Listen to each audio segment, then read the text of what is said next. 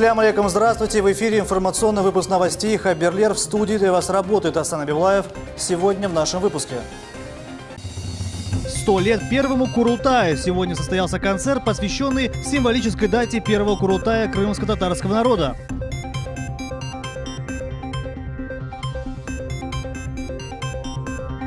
В Крыму ведется борьба с несанкционированными свалками. Комиссия из Министерства экологии и ЖКХ выехала в Красногвардейские и Нижнегорские районы.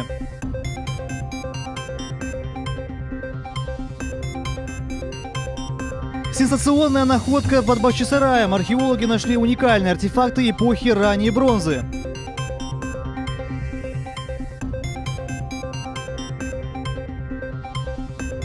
Новые страницы истории крымских татар в Великой Отечественной войне. Яркие и забытые сказочные герои, романы, монографии и известные крымско-татарские деятели искусства.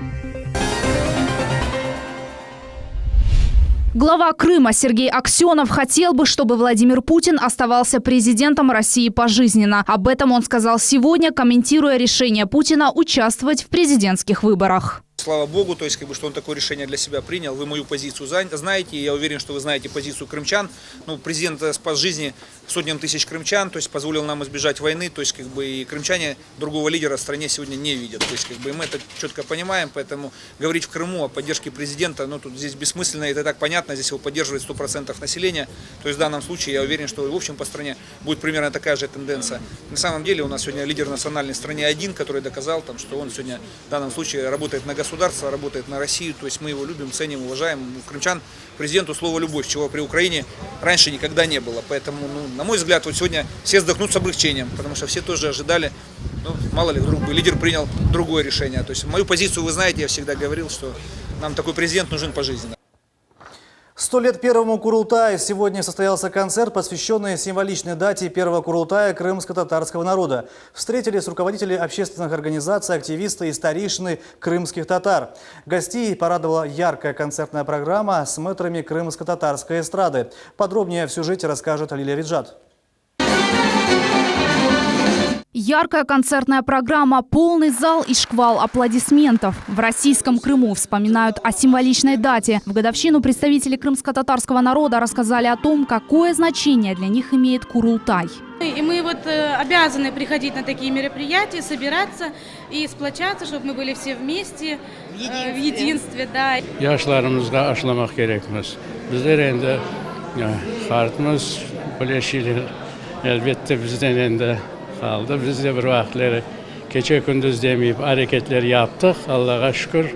Должны почитать традиции нашего народа, знать историю своего отечества. В переводе с крымско-татарского «Курултай» означает «съезд». Ровно 100 лет назад был избран Временный крымско-мусульманский исполнительный комитет, главой которого стал Нуман Челебиджихан. Все национальные достижения проходили в героической схватке. Именно на первом Курултае приняли национальные символы. Созвав Курултай, они объединили народ и, по большому, если говорить, сохранили его как субъект. Не как объект, а как субъект. Это очень важно. Это наша история, это наша традиция, и мы ее почитаем, мы уважаем. После начала массового возвращения крымских татар на родину все понимали, нужен орган управления. Садых Берберов – один из тех, кто организовывал второй Курултай в 1991 году. Цель была заявить всему миру о коренном крымско-татарском народе. В преддверии этого Курултая, конечно, проводилась огромная работа по подготовке этого Курултая. Ведь многие еще не понимали, что это проводили серию митингов, серию демонстраций и много-много мероприятий для того, чтобы показать единство нашего народа. Сегодня история объединяет крымских татар. Жизнь на своей родине. Общие достижения этому свидетельства. Особенно тепло встретили члена Совета при президенте России Эскендера Белялова и поддержали громкими аплодисментами. Народ должен определиться и выбрать свою стратегию правильную, посмотреть на те ошибки, которые были за эти 100 лет сделаны. Я думаю, у нас все-таки мы живем уже в 21 веке, народ наш более образованный. Если взять крымский татарский народ, я думаю, он стоит на очень высоком уровне по образованию. Я думаю, наш народ сделает правильный выбор и правильные выводы. Великий просветитель Исмаил Гаспринский говорил: наша способность достичь единства при существующих противоречиях и разнообразии и есть на современном этапе тем главным испытанием для нашего народа, которое мы обязаны с честью и достоинством пройти. Патриотический концерт показал, к этому стремится современная крымско-татарская общественность. Лилия Виджат, Аким Бекиров, телеканал Миллет. Демонтаж незаконных объектов активизировался в Ялте после визита главы Крыма. Ялтинский МУП сегодня приступил к сносу кафе, расположенного на территории Приморского пляжа. Факт незаконной установки данного нестационарного объекта был выявлен во время визита Сергея Аксенова. Практика сноса незаконных объектов продолжится. Сейчас проходит проверка разрешающих документов. За моей спиной производится демонтаж незаконной торговой точки, которая нет в схеме города. Так как она в схеме города отсутствует, она подлежит сносу. Мы связались с собственником этой точки. Собственник признал, что нет никаких документов. После визита в Ялту глава Крыма провел рабочую встречу с куратором города, вице-премьером Республики Крым Владимиром Серовым. Обсуждали итоги выездных приемов граждан, а также отработку всех обращений ялтинцев, которые в свою очередь касались работы общественного транспорта, незаконных построек, того самого общежития «Звездочка» и многого другого. Все обращения, то есть которые были даны ялтинцами, значит, все должны отработаны быть без исключения. Россия отстранена от Олимпиады 2018. Такое решение принял исполнительный комитет Международного олимпийского комитета. На эту новость отреагировали и крымские политики. Решение Международного олимпийского комитета возмутительно и не имеет отношения ни к спорту, ни к борьбе с допингом. Об этом сегодня на своей странице в Facebook написал глава Крыма Сергей Аксенов и поместил к посту хэштег «No Russia, No Games». Без России нет игр. Новость о недопуске сборной России на зимние Олимпийские игры только укрепит российский спорт. Такое мнение высказал депутат Госдумы от Крыма Руслан Бальбек.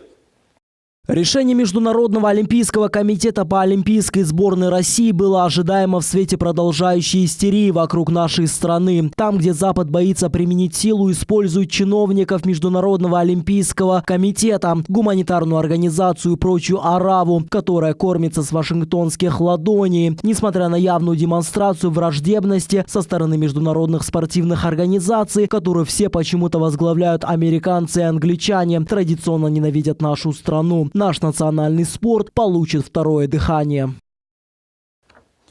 В Крыму ведется борьба с несанкционированными свалками. Комиссия из Министерства экологии и ЖКХ выехала в Красногвардейские и Нижнегорские районы, чтобы проверить территорию после уборки мусора. Все подробности далее в сюжете.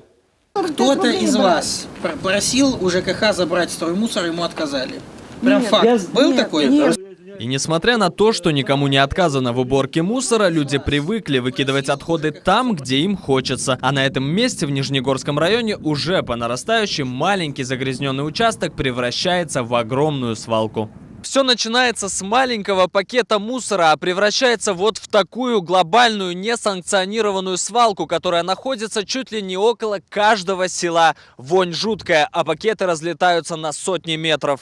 Специальная комиссия экологов постоянно отслеживает территории, дабы выявить новые загрязненные участки. При очередной проверке эксперты передают информацию в Министерство ЖКХ, где уже определяют масштабы мусорки. Дальше, после всех необходимых процедур, техника подрядного предприятия вывозят отходы на полигоны. Если же свалка готова к ликвидации, она находится за границами населенных пунктов и не имеет собственника, мы совершаем выезд на эту свалку, проводим обследование, устанавливаем ориентировочную квадратуру, фотографируем, составляем свои акты обследования, внутренние предприятия. Мы информируем Министерство ЖКХ, что свалка готова, можем ее ликвидировать. После этого даем команду технике выезжать, ликвидировать свалку. На территории Северокрымского региона пока еще не ликвидировано порядка 13 свалок. На одной из них комиссия засекла правонарушителя. Теперь ему грозит штраф от 1 до 2 тысяч рублей. Экологи полагают, что наказание следует ужесточить. Уж больно мягкое оно и не приучат людей к порядку, говорят эксперты. Среди населения есть такие товарищи, которые ну, можно сказать, наверное, по привычке. Как выносили, так и выносят. То есть многие отказываются от заключения договоров. Сегодня, конечно, где-то порядка 90%, где-то до 100% доходит именно объем заключенных договоров с населением. Ну, это, наверное, наш менталитет.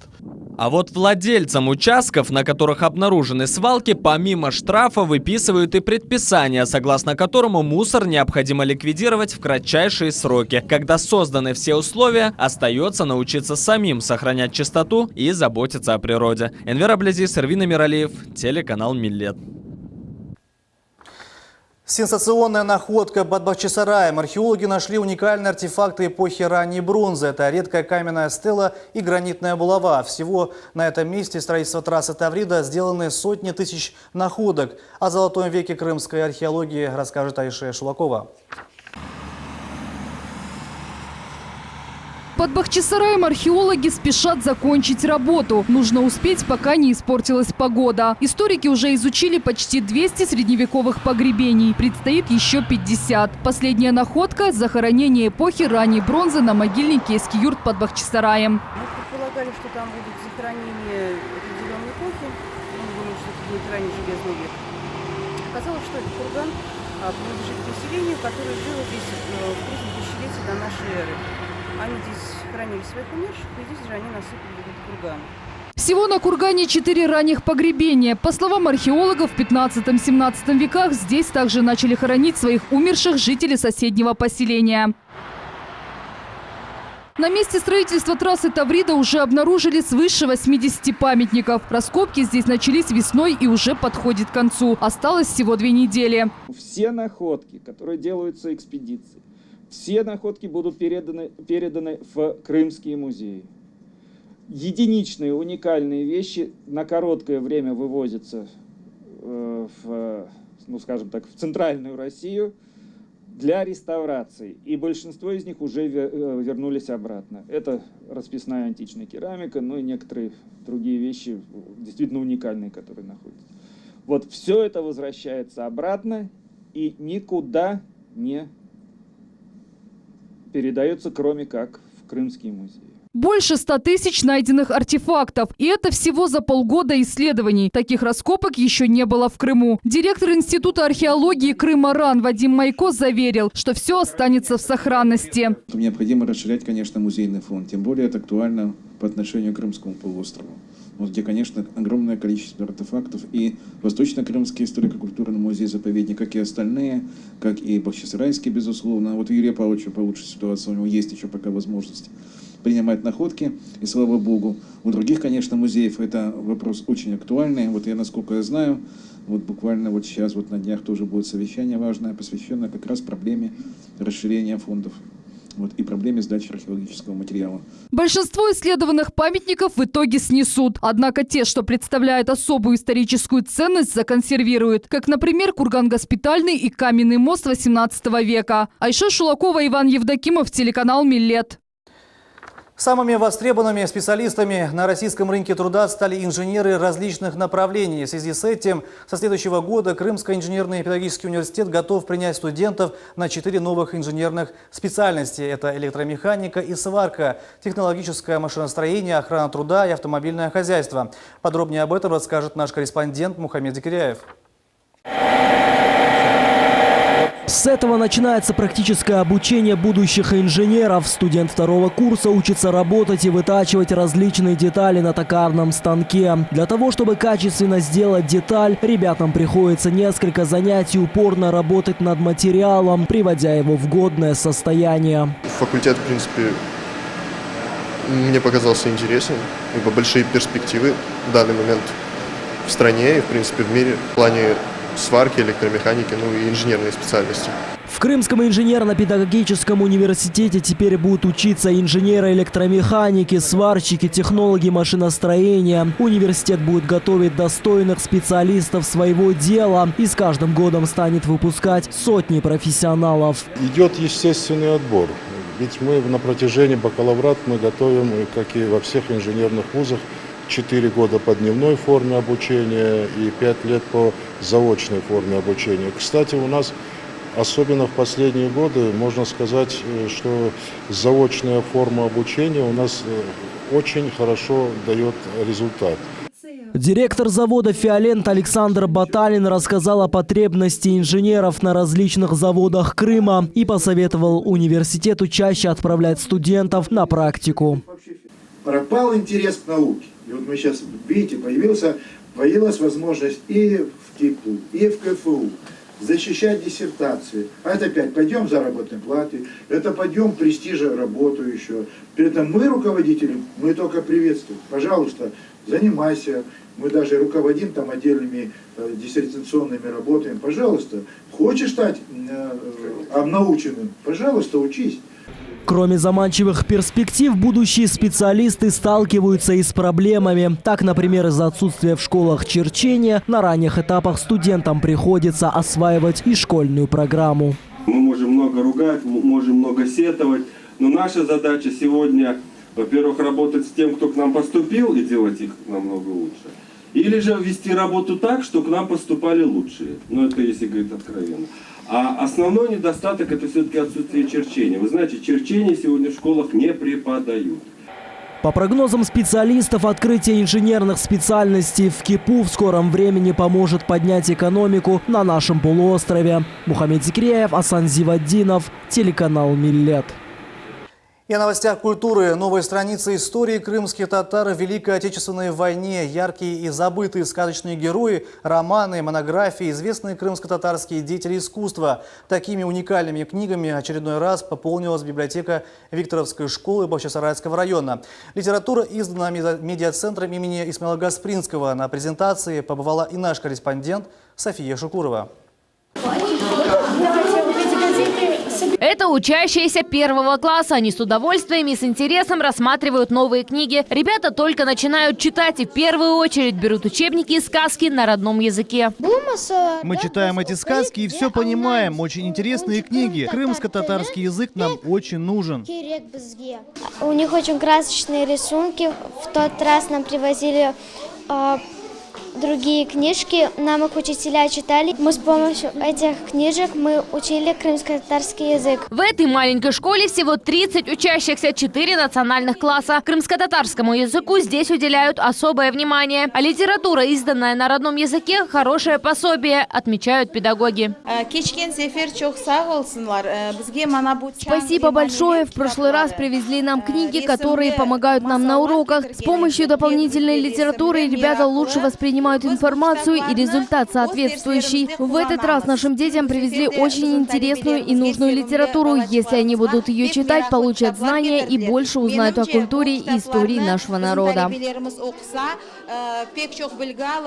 Руководство медиацентра имени Исмаила Гаспринского фонд школьной библиотеки подарило справочную литературу, сказки, а также книги, связанные с историей и культурой крымско-татарского народа. Эти книги мы подарили детям для того, чтобы они могли прикоснуться к своей истории, познакомиться со своими корнями, чтобы они узнавали героев сказок, да, знали героев крымско-татарских сказок, чтобы они знали о крымских татарах, которые воевали в Великой Отечественной войне, чтобы они знакомились с другими народами, которые проживают на территории Республики Крым. С новыми книгами ознакомили и родителей учащихся. Также руководство медиацентра имени Исмаила Гаспринского призвало их подписываться на крымско-татарские журналы и газеты на 2018 год. София Шукурова, Иван Евдокимов, телеканал «Миллет».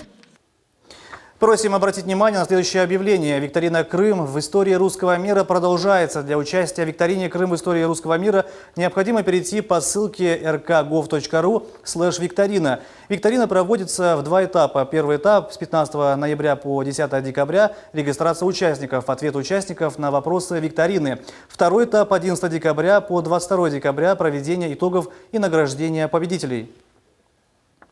А это были все новости на сегодня. В студии для вас работал Асан Абивлаев. Хорошего вам дня. Не переключайте телеканал «Миллет».